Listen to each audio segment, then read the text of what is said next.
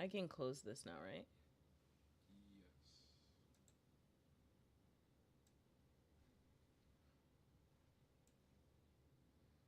Yes. Okay.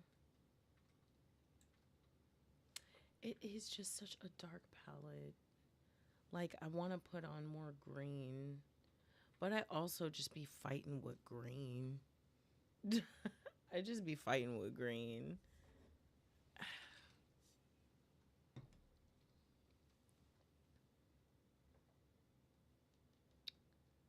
Oh boy. Let me put my stuff away.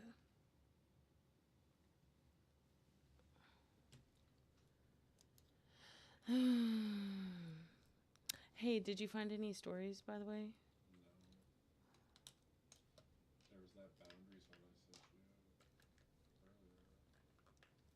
Want me to read that? Yeah. Okay.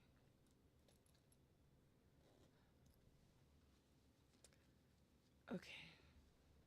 You said something about boundaries.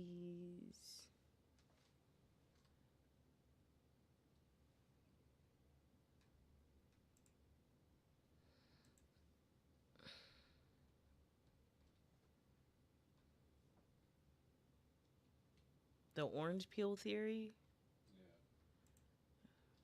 Yeah. Oh, interesting.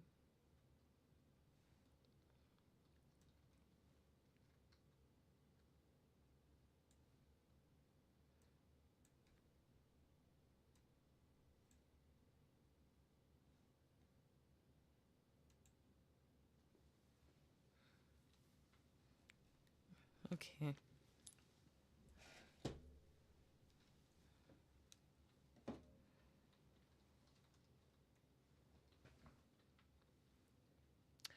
All right.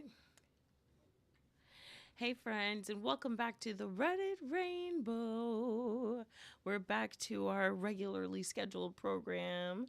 How are you? Hi, Dreamer. I'm just getting started. I was telling Sapa, like, I got this new palette for my birthday, right? And it's like from Juvia's, but like,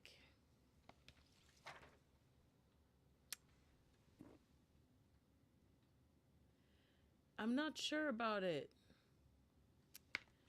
Like, I don't know. I'm just not sure about it. You know what I mean? Like, yes, it's got some great shinies in there, but I'm just also just kind of like, I wish it was a little more brighter, you know? And maybe it's a skill issue. So I'm definitely okay with it being like a skill issue. I'm just saying, but like, I'm not sure if I like what I'm wearing right now, but it's with my new palette. So I'm happy about it, but whatever. Anyway, I am a little, very tired. I'm not tired. I'm stoned. I'm going to tell y'all straight up. But I did find some good stories for us to read. I hope y'all had a good time. We had a good time on our birthday, my birthday. But oh my gosh, let me tell y'all, y'all want to hear and were you here on Monday, Dreamer? Um I had like for my YouTube people, like I told the people about my birthday, and my birthday was interesting. It was like, oh, thank you. I'm not sure about it. I'm like being really hard on myself. But like I was telling a story about the birthday party and how it was weird that the person like ghosted me, and now I have to pretend like everything's fine at work, and I've been trying to figure out what I'm going to do, but I'll figure it out. It'll be okay. And then we'll probably talk about it on the pod whenever we figure it out. It's probably to honestly, we should have recorded instead of me doing this, but that's okay. It is what is. It is what it is. All right. All right, guys. So I found a story that Sapo wants me to read, and we were going to make an episode about boundaries, and I think this was a good one. So My boyfriend, 31 male, has been ranting about orange peel theory for days. I, 25 female, am getting uncomfortable and want him to stop. I feel like we've read this one already. We've been together for about a year and a half, and I'm previously widowed, relevant later. Prior to our relationship, he's never had an adult relationship. What? So, for a while, I was trying to understand that he would make awkward mistakes and we would have to work through them. Lately, he's been bringing up orange peel theory quite a bit, sending me TikToks about why it's unhealthy and bad for your relationship, and then later mentioning it in conversation again. It's essentially someone asking their partner to peel an orange, and if they peel it for you, they pass. And if they don't or complain about it, it's a bad sign or whatever. I love this man, but this starting to hurt my feelings. And the way he so obviously feels attacked is making me feel gross. I don't know why he's so offended, if I'm being honest.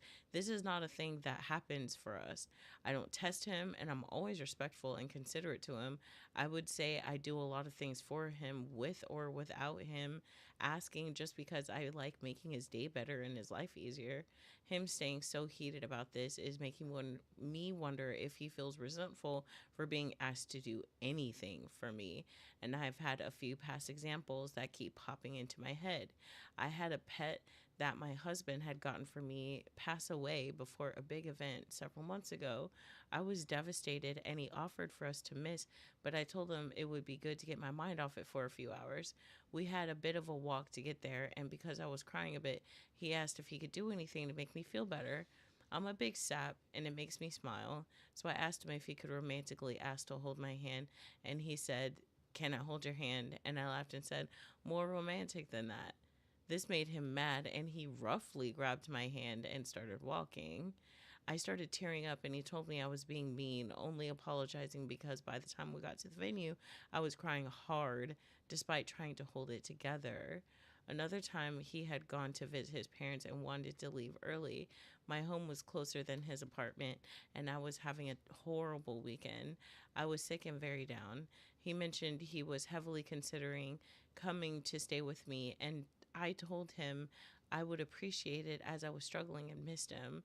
Despite him being very positive about it just before this flipped some sort of switch in him, and he said, "I'll come, but I'm leaving first thing in the morning, so don't ask me to stay longer." Hold on.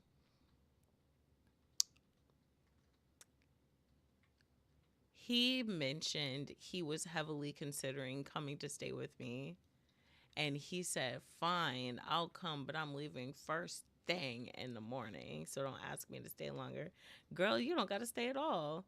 I got hurt by this and told him not to come at all. Okay. Then, as if I hadn't even, and hold on. I got hurt by this and told him to not come at all then, as I hadn't even suggested that. And suddenly he's like, "No, but I want to be with you. I want to support you. Please let me." And eventually I relented, and he ended up staying into the afternoon.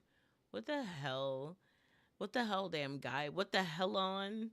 What the helly? I have several other instances of him suggesting he wants to help or be kind to me, but the second I take him up on it or ask him to alter it slightly, he gets angry. Then he'll tell me that we just need to communicate more, while he doesn't listen to me and only wants to do things on his own terms, which is fine if he would just say that, but he always tries to spin it back on me, victimizing him somehow. I'm tired, and now the daily mentions of how annoying and rude this trend is to him is getting hurtful, but I have no idea how to address this without him being interpreted as mean. What can I say? Too long didn't read. He hates the orange peel theory and keeps making me feel bad about it, and it's giving me a bad vibe about him.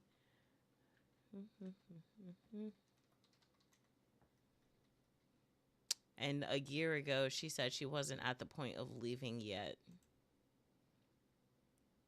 Are there any posts since? Nope. Damn. That's an old one.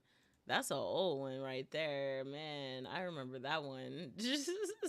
And it's still awful. Oh, just awful. Oh, how was y'all's day? I hope you had a good day. I'm not sure I got the energy for this today. I'm being so honest. It's been a rainy day. It's been like really low key all day. Like I want to watch old anime and like just be cozy in my bed.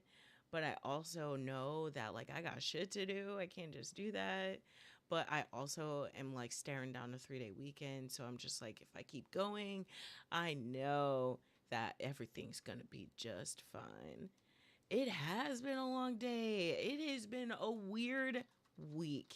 It has been a weird week. It feels like it was Wednesday for 2 days. Like, I do not understand. Like, I am tired, but we shall press on. Y'all, I read this story. I paraphrased this story on TikTok, all right? Am I the am I overreacting to what this guy did on a first date?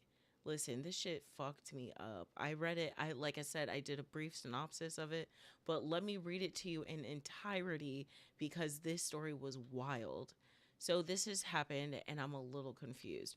Grab your vibes and delights, y'all. Grab your vibes and your delights. Mm. Oh, look.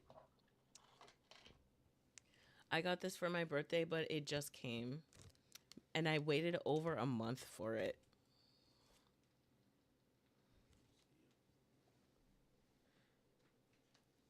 It's adventure time. It's a fan. Oh, Jesus. Oh, gosh. I'm sorry. My bad. I didn't mean to hit the thing. I'm sorry. All right. I just want to show you. But anyway, so this just happened and I'm a little confused.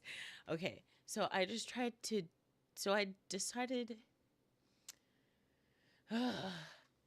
I just decided to try a dating app again the last couple days. I don't have a lot of time because of work, so I prefer chatting briefly and then meeting up in a public space rather than messaging in the app or texting for a long time before meeting. Anyway, I had been messaging this guy for a few hours and he suggested getting lunch. We talked on the phone for a bit and I asked whether he'd like to meet at a restaurant or at the park first. It's a few blocks from the plaza with restaurants, and we had just talked about spending time outdoors. He chose that option and offered to bring something to smoke on. I said I'm fine and that I just did. Once I got to the park, it took us a few minutes to find each other since I walked to a trailhead and he drove and he ended up on the opposite side. So he pulls up in his car and wants me to get in. I decline, but he says it's starting to rain. I hadn't noticed the first couple sprinkles, but it never started raining properly. I tell him I'm not comfortable with that, and we go back and forth for a while. Why? Finally, I get in the car. I felt pretty weird about that because I'd intentionally only suggested public places to meet.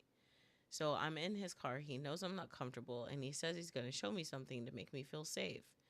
He pulls out his phone and starts scrolling through a conversation he says is with his lawyer.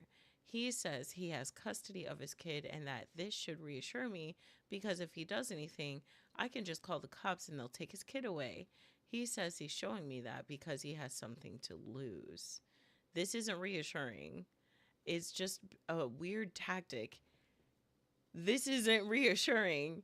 It's such a weird tactic. Yes, like the first thing I thought of when I saw that was that he's either trying to get guilt trip you into not telling on him so he doesn't lose his kid, or he's in the middle of a custody battle and he doesn't need to be dating. He's in the middle of a divorce. He doesn't need to be dating because he needs to be single for a while. Like there's two things happening and I'm not sure which one it is, but I don't like it. I don't like it at all.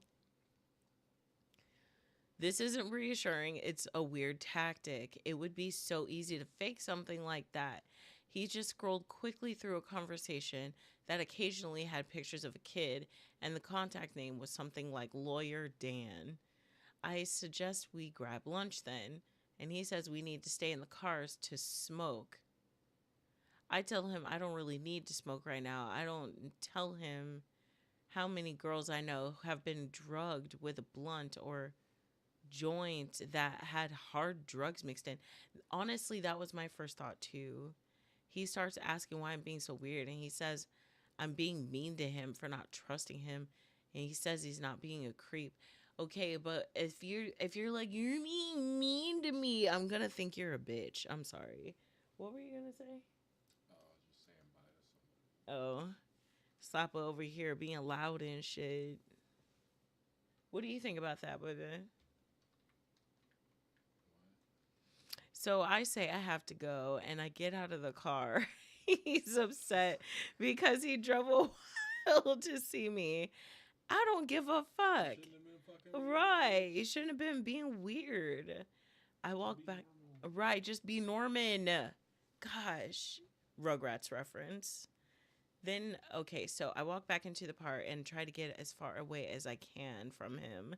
And then he calls me and wants me to explain why I didn't feel safe. I answer and he says he just wants to say his piece. I say I gotta go. But he said that he listened to what I had to say and I should have the respect to listen to him. I would have hung up. He says that I'm self sabotaging and that I'm young and immature. He said that I'm 27 and he's 41 and that I'm young and have no emotional intelligence. I'm 29. I didn't check his age before I blocked him, but my preference is set for 28 to 38. He ranted. So he's a liar. He ranted for a while and wouldn't let me respond. Eventually, I hung up and blocked him on everything. Now I feel kind of complicated because the things he said are here I hear from guys all the time. They say they're safe and get mad when I take precaution, and I don't understand why I interpret their behavior as the opposite of their words. I guess I'm just trying to figure out if I should have handled this differently.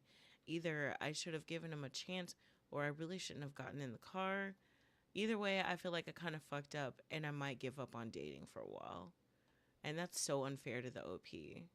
And the top comment is safe guys don't tell you they're safe, they show you.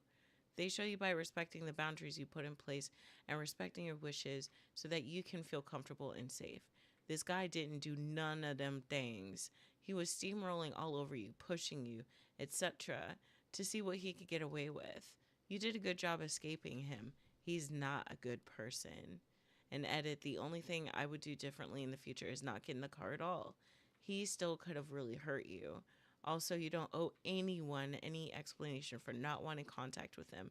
You're not their hostage. You can just block and ghost. The OP says that's what I was thinking. I'm usually really smart about that stuff. I don't know why I caved, and that broke my heart. You caved because you were manipulated into a situation in which you didn't agree to. Someone who is truly a safe person would have noticed your discomfort, apologized, and asked you what would make you feel comfortable. The fact that he doubled down instead of checking in speaks volumes. As my go-to dating advice site, ChatVisor, points out, true safety lies in how someone responds when you set boundaries, not in how smooth their justifications sound. Damn. What do y'all think about that?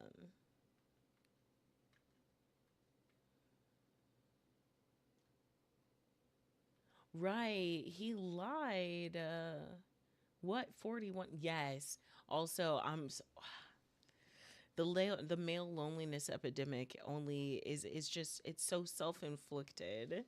Okay? It's just like he's 41. I'm not saying 41 is old either. I've seen some really hot 40-year-olds, you know what I'm saying? But it's just like he doesn't sound safe. Why is he showing you like lawyer.dan? Like there's something going on with that dude and he's like but then like the OP says that she's been dealing with a lot of dudes who say this about her and I'm just like all these dudes are not safe. I don't know what is attracting this unsafe caliber of man, but what could man, I don't know what else she could do. She's being safe. She's just being safe.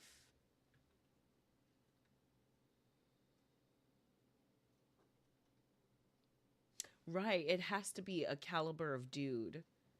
Like, yes. Like maybe we need to get off the beaten path of dating. You know what I mean?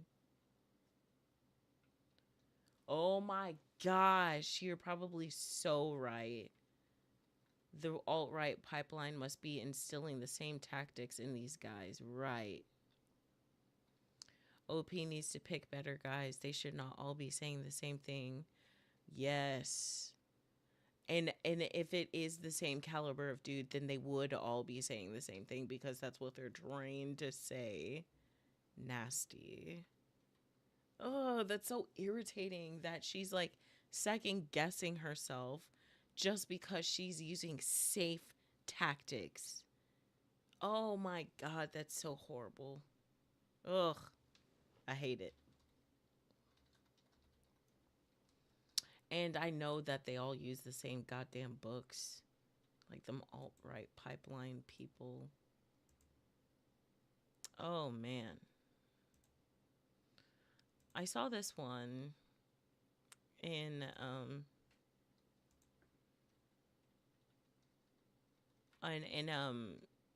the Discord. Um Join the Discord. join the Discord. We have a lot of fun. And I recently found that story. Hold on. I can find it.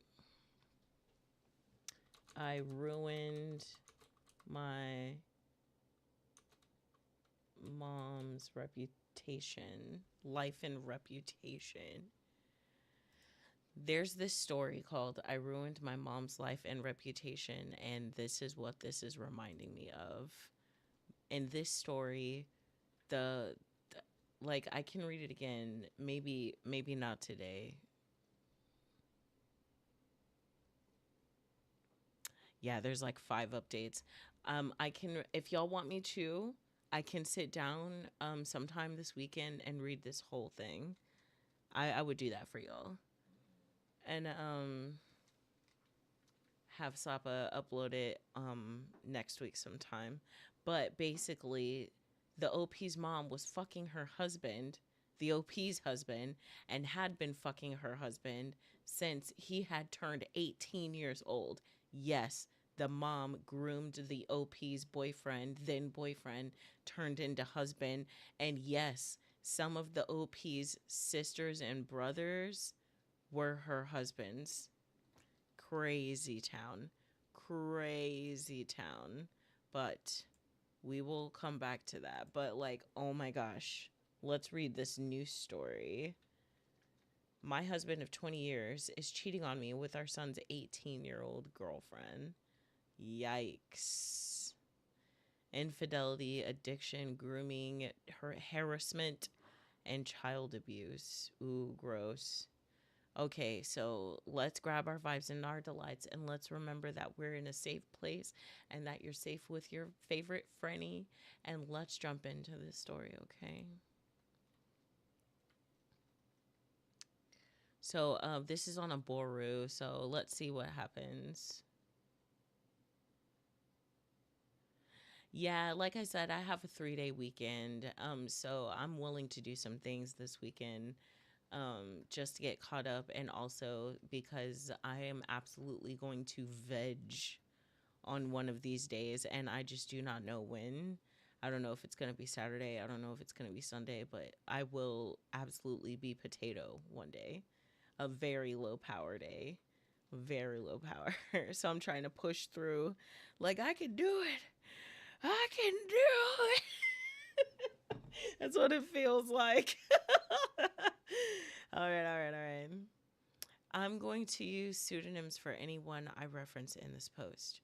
I, 41 female, am a stay at home mom. My husband, 48 male, whom we'll call Paul, works in finance. I'm going to tell y'all right now, I worked in finance for 5 years, and finance men are scarier than fuck. Like, I don't know. It's just something about like finance dudes. They're just mad scary to me. And they just seem like they have like a coldness in their eyes, or like they're just mad fake. Like you touch them and they will crack because they're just so fake. Like I just hate finance people. That's so mean. I'm sure there's really nice finance people out there, but oh my gosh, every time I hear like a finance person, I'm like, you're an asshole, aren't you? But anyway, we've been married for nearly 20 years. We have two kids whom we'll call Eric, our 18-year-old son, currently a senior in high school, and Mary, our 15-year-old daughter. They are both the lights of my life. My marriage with my husband has grown somewhat stale over the years for a myriad of reasons, such as his work schedule and how I've aged poorly since we first met. What does that mean? Our son Eric has a girlfriend, 18 female, whom he's been dating since they were freshmen in high school. We'll call her Amy. Eric absolutely adores Amy. She's his first love, and she's someone I've always considered family. This makes the whole situation emotionally excruciating for me. Last week, I inadvertently saw my husband's phone screen and got a glimpse of a text thread between my husband and Amy, our son's girlfriend, and I read what looks like a message of her telling him that she misses sucking his cock, and I froze in place in complete disbelief. I spent most of the day convincing myself I must have misread what I saw. However, I didn't misread it because over the last several days I discovered a file of on his computer filled with tons of BDSM porn. Oops. He has an addiction.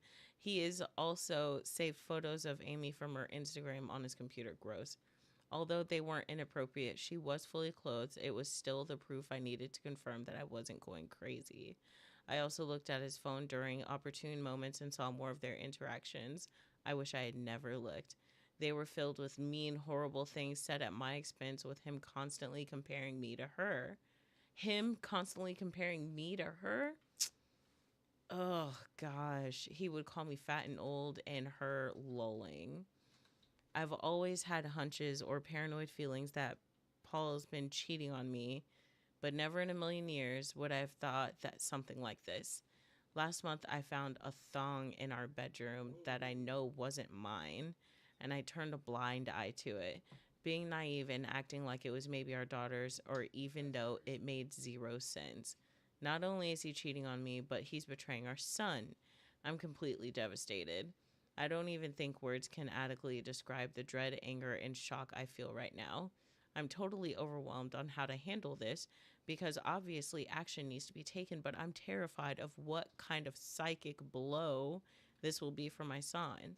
I don't know I have no idea how to even broach this without completely fucked up topic with him.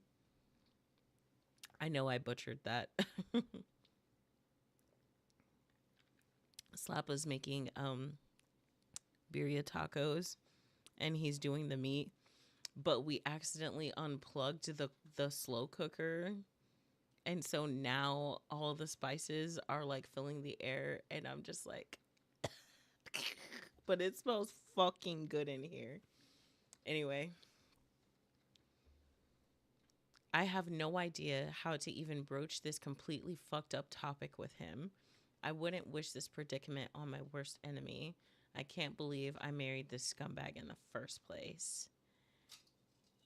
And then my mind started to race, realizing that I started noticing specifically unusual behavior from him around the same time Amy turned 18. Was he waiting for her to turn 18 before pursuing this affair? There's so many layers to all this, and I'm completely paralyzed with fear and dread about it all. None of it makes any fucking sense. How did this happen? Am I that much of a stupid idiot that I let this fall under my watch?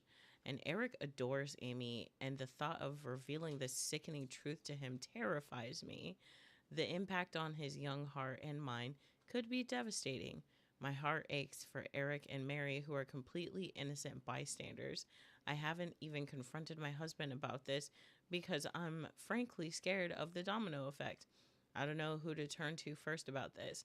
I share my story not for sympathy, but in search of understanding and perhaps advice for those who might have had to grapple with deeper betrayal. Thank you for listening. Further information, to not have my post be long-winded because I didn't think I'd need to go into the minutia of this. I didn't bother going into those details. How I inadvertently saw it was this: he was on his phone.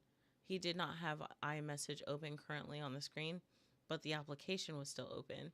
You know how on the iPhone, when you swipe up and it shows all the applications and you can close them? When he was closing out the application, something he does compulsively, I noticed it. It's not like he was on some idiotic buffoon having an iMessage open for all to see. I saw he forgot he had the application running when he swiped up from a completely different app. Also, I did say in my post that I went back to his phone to actually solidify my suspicion on a different day. So you are incorrect in asserting how I'm now magically changing my story. I'm being consistent. Lol.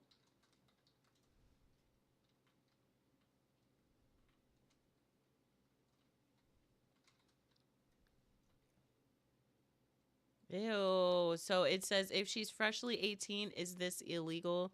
There's no way they weren't doing anything illegal before she turned an adult. And even so, the age gap is over 3 decades. Your husband's suspect as fuck. Police. Immediately. Immediately. And the OP says that she's been 18 for 5 months and I haven't been able to figure out when it started. Ugh. Ugh. All right, OP comes back and says, thank you for everyone for overwhelming support. I'm sorry if I haven't responded to your private messages. I'll get to it when I can. Dealing with a lot right now and taking a lot of steps that need to be taken. I'm trying to be smart and strategic with this truly surreal and terrible situation I'm in. I want to be clear that not telling my son about this was never something I was considering. I didn't mean to make it seem that way. I was just saying I'm intensely dreading it, but obviously it needs to be addressed. It's one part of the many steps of my overall plan. I'm currently playing dumb and collecting as much evidence as I can so I can be prepared for anything and everything. I'm going to protect myself and I'm going to make sure I don't put myself in any potential harm's way. I'll post a more thorough update soon. I'm divorcing my husband because he cheated on me with our son's 18-year-old girlfriend. Okay. Hold on. Because some of this is old. Okay, so my brother connected me to a very tough junkyard dog type lawyer. I saved screenshots of all his conversations with Amy. I was only able to get the last 3 months from iCloud. The conversations were mostly flirty and dirty. It was hard to stomach and sleazy.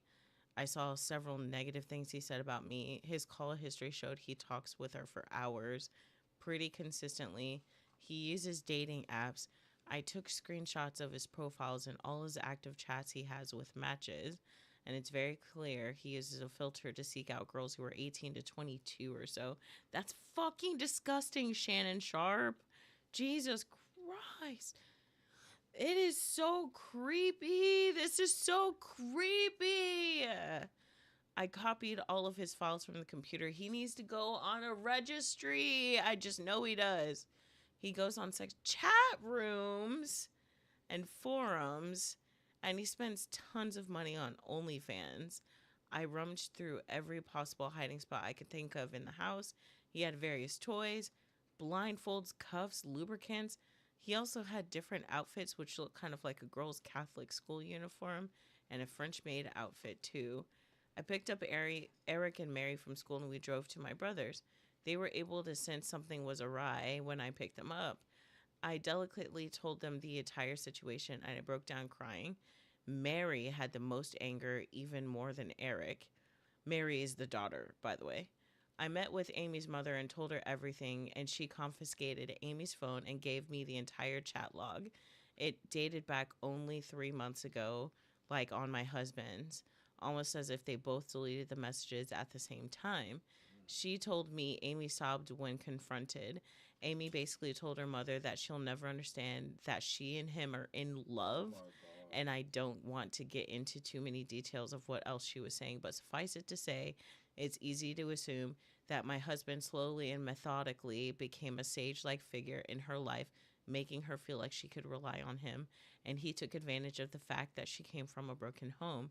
Amy is also nonstop insistent that their friendship only became romantic recently, but before that, he was a friend and a mentor. I confronted Paul over Zoom. The look on his face was scary. He became red and looked sweaty. He had anger and panic in his eyes. His tone of voice was very defensive and frightening, and he kept yelling the word context over and over, and that none of that happened. He was, but she admitted to everything. He was unable to speak without constant stutters and intensity. Nothing really made sense to me. I refused to tell him where I was, and he said I had no right to take his kids from him, and then he left the Zoom. My lawyer is filing for temporary sole custody of Mary and a restraining order. Mary is still the most angry. She's totally furious with her dad and Amy, justifiably so, of course. Mary is recollecting moments in time she watched her dad interact with her friends, and she's in knots about it. Eric is very clearly hurting, but he's so strong and level headed. He wants to see a therapist. The maturity my kids are showing makes me proud. They don't deserve this at all. We made the authorities aware of everything, and I plan on being unforgiving and ruthless in this divorce. I'm reflecting on how I've been treated, and it's all made me a shell of myself, and now I've had a very negative opinion of myself because of him over the last 20 years. Right. I was like, what do you mean you aged badly? Who's telling you that? Like, you know what I mean? Um, I don't want to let this scumbag get away with it, and I want to reinvent myself and move on stronger than ever.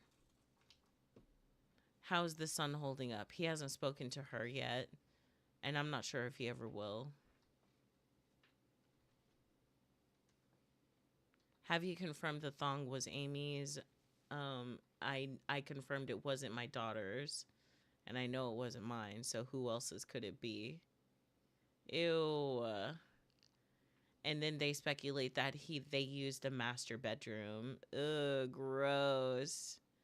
Me and my son are going to get tested. Imagine going to get tested with your son. That's disgusting. There's no telling how many different women he's been sleeping around with. Right. And as for Amy, her mom's been in contact and she's been threatening to run away because they're in love. I wouldn't be surprised. Call the cops. Right. I wouldn't be surprised though if he's like, "Man, get away from me." You know, like, and she's going to be like, "But I gave you my virginity." Eventually will. And it's like so sad that she like is one of the many millions who have to suffer this. She's going to turn 25 one day, and she's going to look at her early 20s as like horror story, like horror. All right, so next update.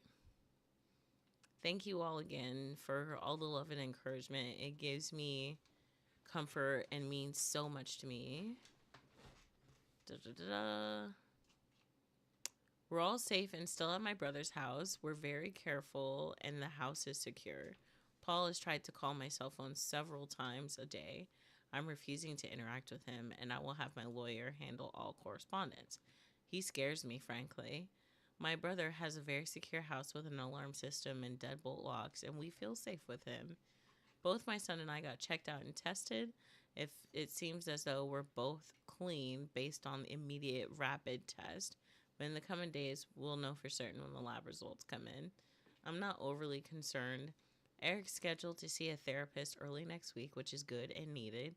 He's not himself right now. He seems a bit shell-shocked, and I'm concerned. He internalizes a lot, and it's hard to get a read on what's going on in his head. That being said, he's thoughtful, and he's been talking with me, asking me how I'm doing and everything. He's not interested in corresponding with his dad at all. He calls only my cell phone, and he hasn't tried to reach out to Eric or Mary.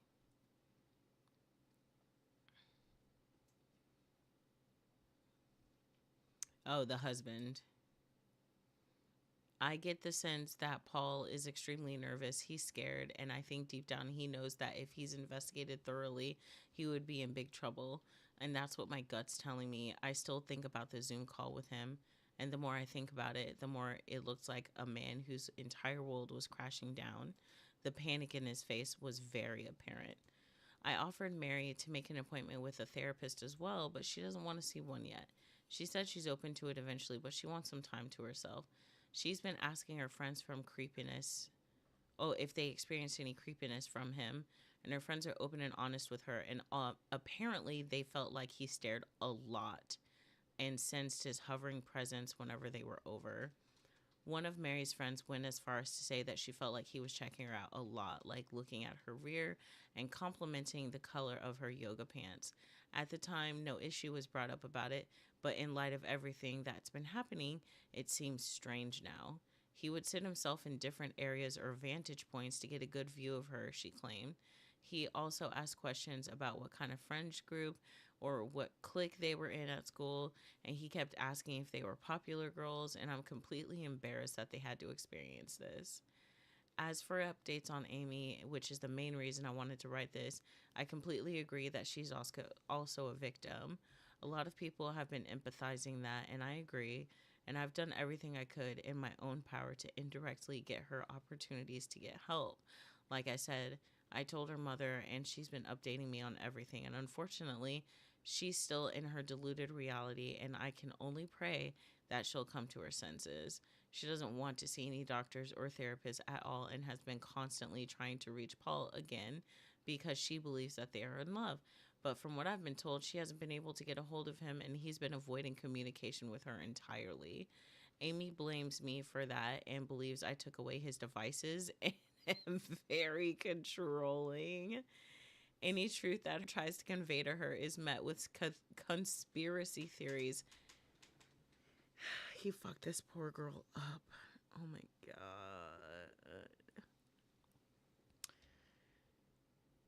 Amy looks at me like a villain and still see Paul through rose-colored glasses. Her mother showed her screenshots of his dating app profiles and she said that I photoshopped it. According to her mom, Amy keeps saying things like everyone is just mad because she found herself a real man and that I'm jealous because she takes better care of him than I do. You're in my house. Go fuck him in your house. Oh, you can't. Got it. Because you don't have a house. Got it. It's in line with some of the conversations that I screenshot where a lot of what Paul says is complaining about things I don't do for him sexually. And right now, she's insistent that she and Paul will be together in the long run. And he's a slime ball. I can only hope that Amy comes to her senses, but me directly intervening doesn't feel like it'd be productive, but maybe eventually. Man. Is there any more?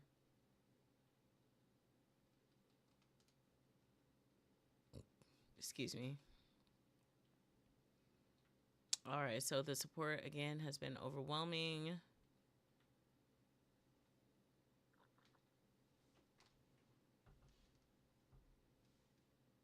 And people are saying it's fake, but I'm not looking for anything. But for everybody else who still loves me or sends me love, I'm good. It's very much underway as for the divorce. I'm not going to get into the specifics of it all because it's ongoing, but I want to make sure everything, and I want to make sure everything is going smoothly. I got temporary custody of Mary. Paul also has to pay temporary child support. There's a protective order. Paul can't contact us or come near us. And right now, we're just focusing on getting through this legal mess. Again, not getting into specifics because I don't want to mess anything up. But what I'll say is I'm very confident, divorce aside, that there's overwhelming evidence against Paul that will get him in serious trouble and it will impact him for the rest of his life. I'm sure eventually I can share more about that. I just know a lot of people were concerned about his predatory ways, and I just wanted to convey this, even though I have to be vague right now. Justice will come. Oh, that's very good. All of your concern about how my kids are doing psychologically means a lot to me. Eric's been to therapy twice over the last 2 weeks, and I know some people thought I was dismissive of him and acting like he's okay. I very much know he's hurting internally. I don't know how anybody could read that and think that she was being dismissive of him. she says he internalizes a lot, and that's like concerning. Like, I worry about my daughter because she doesn't use her words, at least not to us. You know what I mean? And it's just like, I don't know. Like, if anything should ever happen, I know if I ask her directly, I'm pretty sure she would tell me because she tells me everything if I ask. So I'm just like, I don't know. I get it. But my brother has been amazing spending time with Eric and Mary, and both of them have confided in him a lot. My brother's a very healthy marriage, and both he and his wife have really stepped up to the plate for us all. Mary has not seen a therapist yet, but she promises she'll be open to seeing one soon. Her anger has mostly turned into sadness, I noticed, and I hope I can get her to a therapist soon. Her friends have played a key role in this whole thing, and that's something that Mary has been grappling with as well. I know a lot of people are invested in the well being of Amy as well. There were a lot of questions about whether Eric and Amy would still see each other at school, and it sounded like they go to the same school, but they don't. Eric and Amy went to the same junior high and knew each other even then, but Amy ended up going to an all girls Catholic school, while Eric and Mary too stayed in public school. We all lived in the same town, and over the summer, heading into freshman year, is when we were getting to know each other and they started dating. I wish I had a better update, but it's gotten a lot worse since the last update. Paul's been actually seeing Amy despite her mother trying to force her not to see him. She tells me that Amy says she's 18 and an adult and she can do what she wants. Her mom is in a precarious spot because if she kicks Amy out of the house for defying her, something that she has threatened to do, which I think is a mistake, she would just run to Paul permanently. The time she spends with Paul has increased over the last week, despite the fact that Paul initially ghosted her when this all hit the fan. There were some days where Amy would just be gone for hours on end. There's only so much I can do with the Amy situation, but again, I do believe things will turn around soon given that I know about Paul and what's to come. I can only pray that Amy can get help and guidance when more shit hits the fan. I'm doing everything I can with my own kids and my own mental health, and Amy's mom knows she has my support, and that's all I could really provide.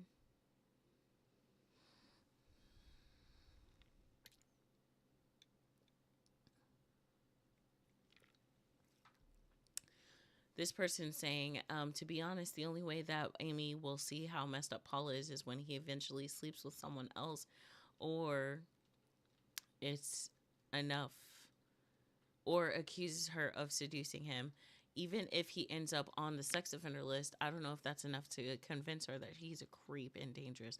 That's what I was thinking. Like you know how it is like it's us against the world and blah blah blah, and like, and then all of a sudden you're like 22 years old and you're just like, why is my life so hard? Like, my friends get to do whatever they want. I have to like fight and beg to go places. Why don't you want to go anywhere with me? How do I know you're not looking at my friends?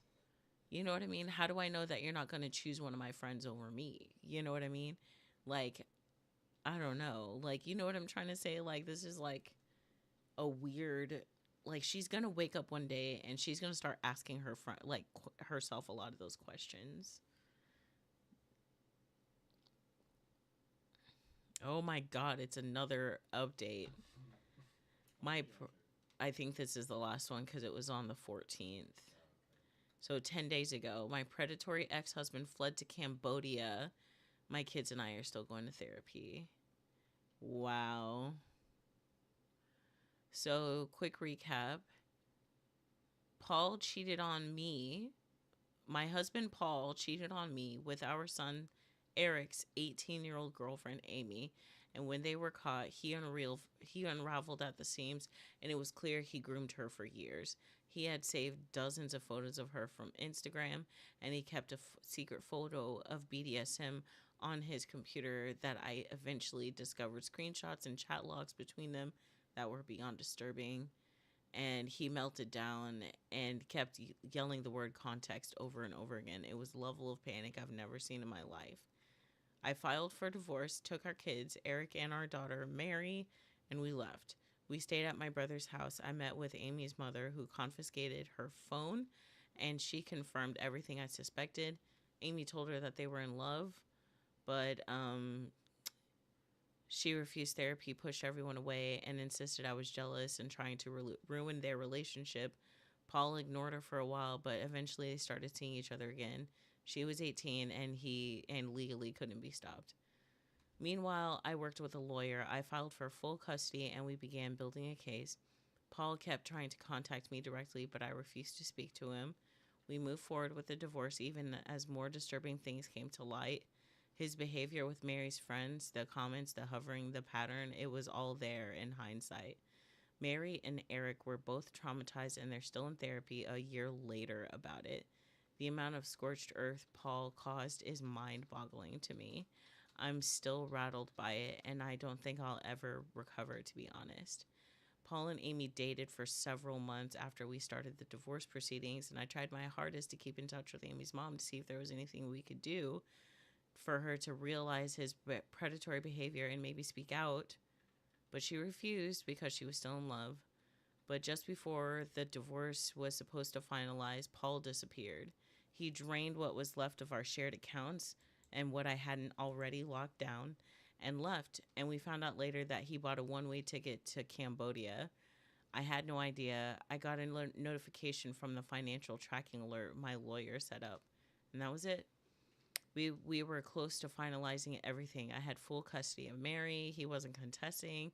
He stopped replying. He didn't show to court. Never filed. Nothing. It's just like he dissolved. Amy, according to her mother, was devastated and she's completely gone mentally right now. She's basically nomadic, sleeping at friends' homes around the area and refusing to come home. My lawyer pushed for a default judgment and the court granted it, and the divorce is technically finalized now and I have custody. He's in violation of the support order, but none of it matters. He's gone. Cambodia has no extradition treaty, no child support enforcement, nothing. There's no way to make him come back, no way to make him pay, no way, no, and we have no actual clue where he is in Cambodia. One thing that actually chills me to my core is how notorious Cambodia is when it comes to trafficking minors. Is that true or is that a stereotype? Eric's in college. He keeps his distance from everything to do with Paul, and he doesn't say much, but he's steady. I know it still hurts, he just doesn't show it. Mary's quiet too. She still brings up little things sometimes, things she remembers now in a different light. And she asked me the other night if I thought Paul would come back, and I didn't answer. I don't think she really wanted me to. I don't know what he's doing there. I don't know who he's talking to or what his life looks like. I've had a few people tell me to report him to the FBI or push for an international investigation. I've made the calls. I filed what I could. But there's only so much they can do when someone hasn't technically committed a crime that's provable in the U.S. I don't believe he left the country just to avoid alimony. I think he's a predator and I think he's a criminal. I think he left because whatever you found, he knew. He probably thought you found something else. That's what I think, and he fled the country. Or maybe he knew that he didn't want to go to jail because of what you found. You know what I mean? Like, whatever the case, I agree. I think he's running. I don't have much else to give. I'm here. My kids are here, and we're trying. Thanks for everyone. And that's it. Very good.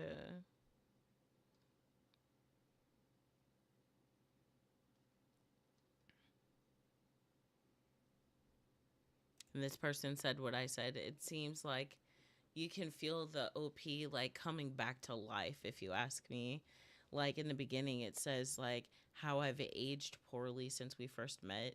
Like I just knew it was gonna be some like nasty shit because only people who like say that you age badly only want to be with children, dude, and that seems to be a constant. Oh my gosh, what a horror story. Ugh. What do y'all think of that story?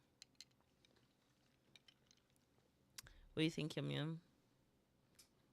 That's like they can they not just get like the old text and shit? Cause he was talking that bitch when she was a kid, grooming hard as fuck. Both of their text histories started 3 months ago. So he was doing it in person. It's disgusting. Yeah. That man needs to find a deep hole and explore the bottom. Oh my gosh, right? What a monster.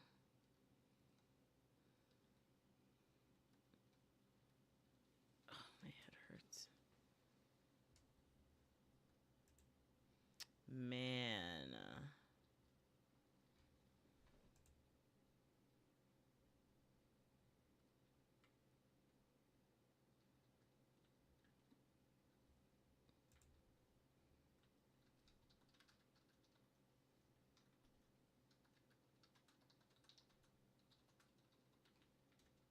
Hmm.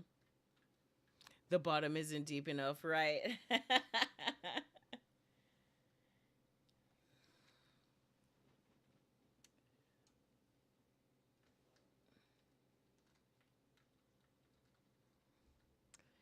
All right. I'm gonna read one more. I'm so sorry, guys. You know what? I got a couple more because I know I get excited. I want to read stuff with you guys. I want to see your reactions, but I am tired and I'm like stoned. But all right, real quick, let's go ahead and read another one. I read this one on Monday, so if you were in the Monday live, then you'll know this story. This story is just sad, okay? Am I the asshole for not inviting any of my family to my wedding and replying that I knew they'd be too busy when questioned about why? This story pissed me off, but I am glad that the OP is seemingly waking up. That's all I'll say. So I, 27 female, am the youngest in a family of 5.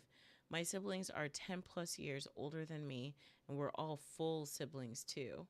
I was the accidental pregnancy that happened when my parents were done having kids.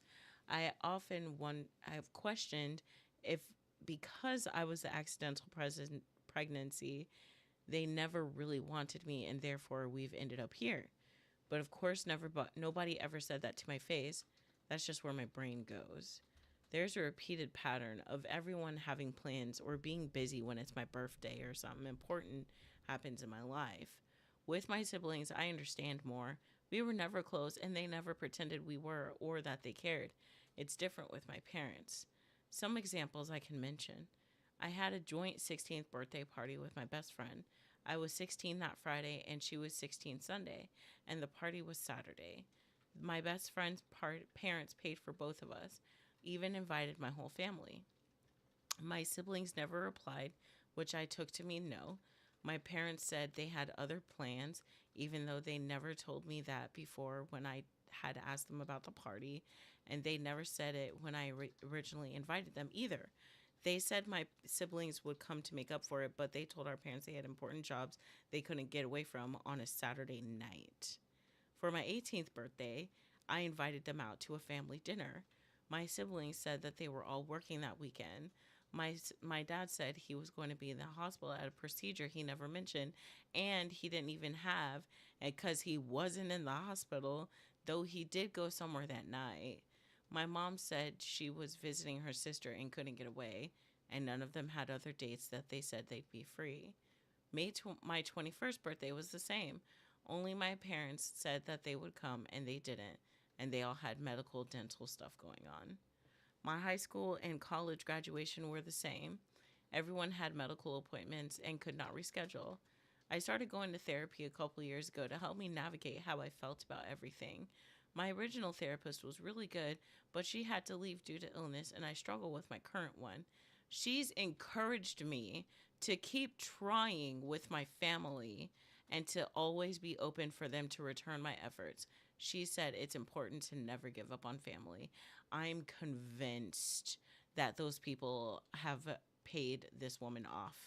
I'm convinced because who the fuck, what the fuck therapist would see somebody perma getting hurt, perma getting hurt, and saying, well, you gotta be open for more hurt. You gotta be open. You gotta be open.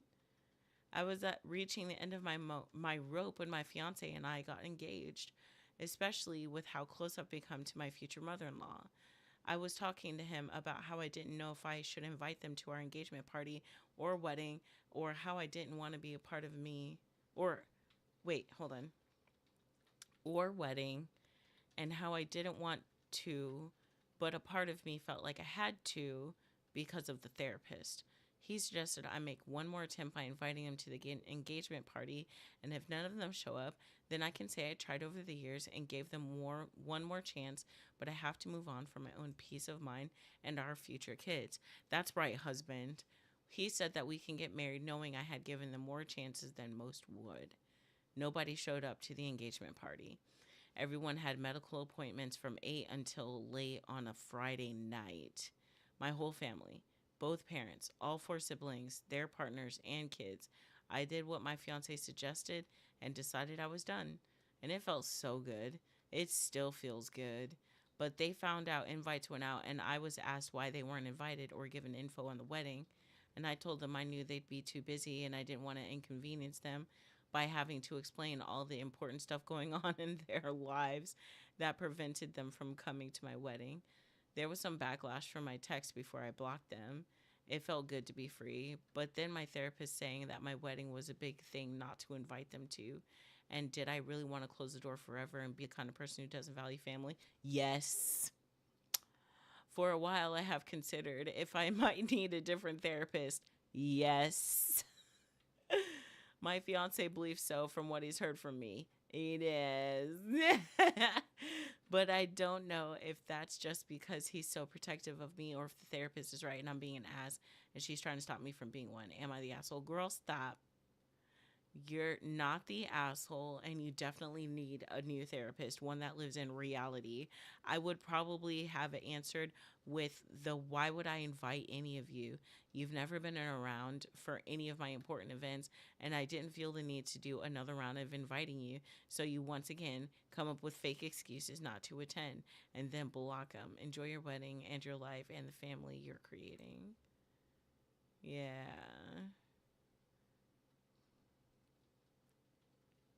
Oh my God. I hate the idea that family is a permanent fixture. It's not. It's fluid, and sharing genetics doesn't mean you're obligated to my space or time. Good on OP for learning that. Hell yeah. Yeah, I'd say that my chosen family is my favorite. Like, I love my family, but some of my chosen family have been there when my family hasn't been. You know what I mean? Like Slappa. He is my family. That's gay. Ew.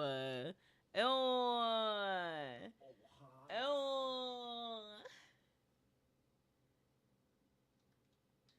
You were saying? Ohana. Ew. Family. It means family.